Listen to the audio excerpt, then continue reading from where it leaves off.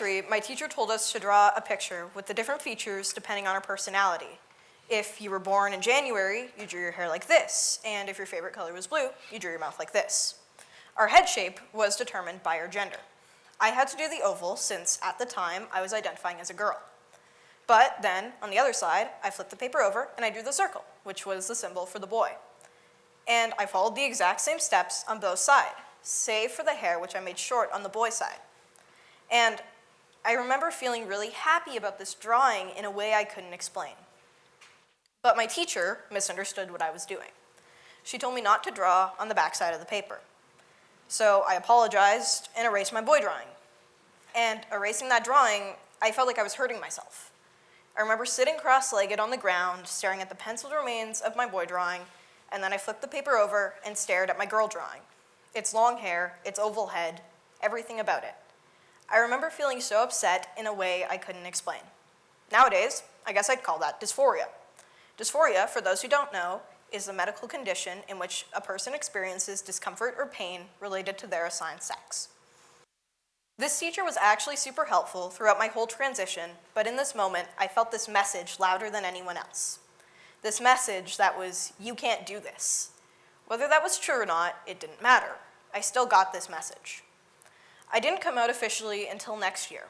I had been hiding my entire childhood, refusing dresses and my hair down for reasons I never understood. Being trans is kind of like wearing an itchy sweater. You don't really notice it at first, it's just kind of on your body, but as the years go on, it gets itchier and itchier.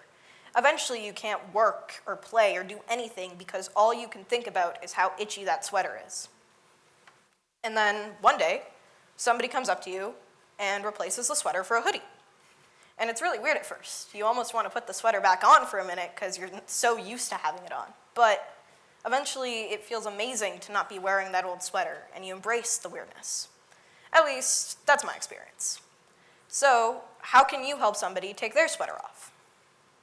The thing about being trans is that most people don't fully understand what to do.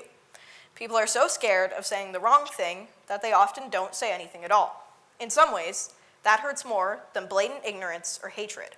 In some ways, refusing to acknowledge the existence of trans people hurts more than straight intentional transphobia, and sometimes they go hand in hand. So, here are some simple things to say. A very simple thing to ask someone who has just come out as trans, and a question they often welcome, is, what are your pronouns? Then, ask them in which situation it's okay to use these pronouns. It's totally fine to ask this question, just so long as you use those pronouns from that point forward. Sometimes, trans people will change their names as well. Like I said before, ask them what their name is, and then ask them in which situation you can use the name. And for example, my name is Thomas, and my pronouns are he, him. And you can use my name and my pronouns around everybody I know. But sometimes people change their names or pronouns before their parents or peers know. It's important to remember that being trans is all about self-exploration. You don't always have to know what you are right as you come out. So don't ask weird, invasive questions. I wouldn't come up to you and demand to know if you've had your appendix out. So why is it okay to ask a trans person if they've had the surgery? When you think about it that way, it's completely absurd. So if you're watching a trans person explore themselves, give them time. They work to their schedule, not yours. Just stand back and be supportive. Speaking of support, in North America, we like to consider ourselves fairly progressive in terms of gender equality. But did you know that in Texas, under law, gender-affirming treatment for minors is considered child abuse? Did you know that in Canada, until just a few months ago, conversion therapy wasn't banned?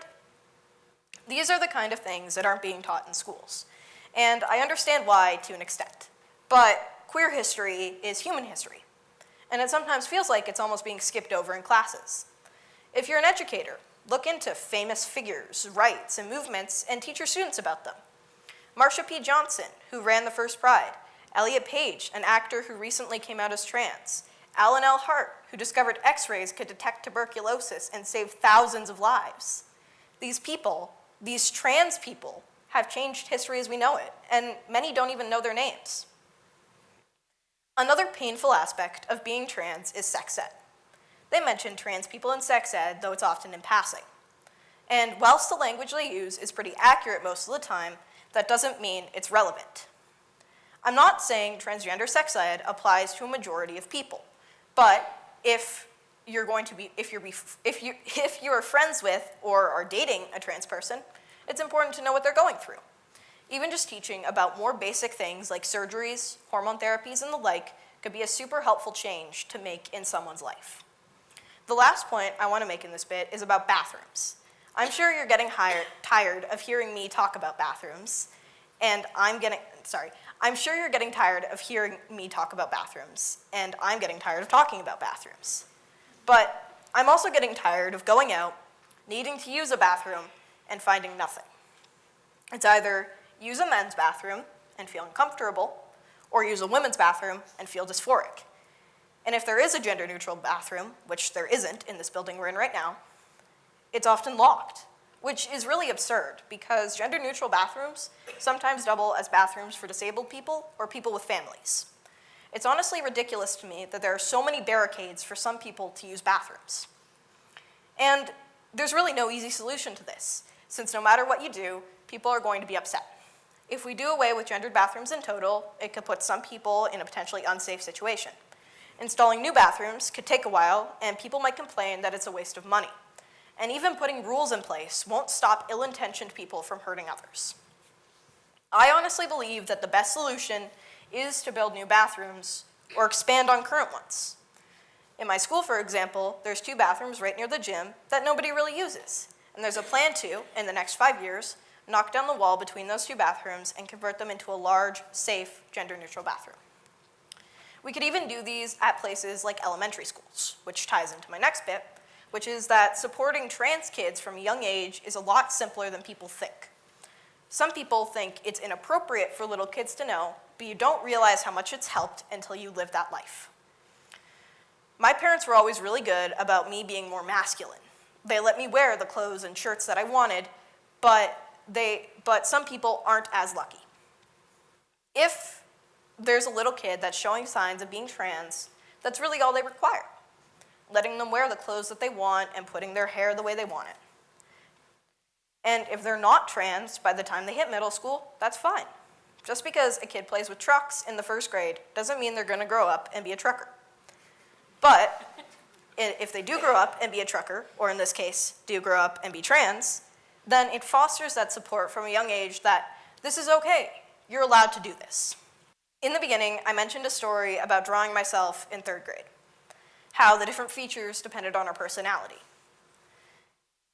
And even though I was so young, I still knew that it was ridiculous to assign us gender based on something like head shape. So I think this is a prime example of a small, seemingly insignificant event that can make an impact on a young person. I also mentioned how being trans is kind of like wearing an itchy sweater, how you want nothing more than to take it off, but you just can't, until someone acknowledges you for who you really are instead of who they think you should be.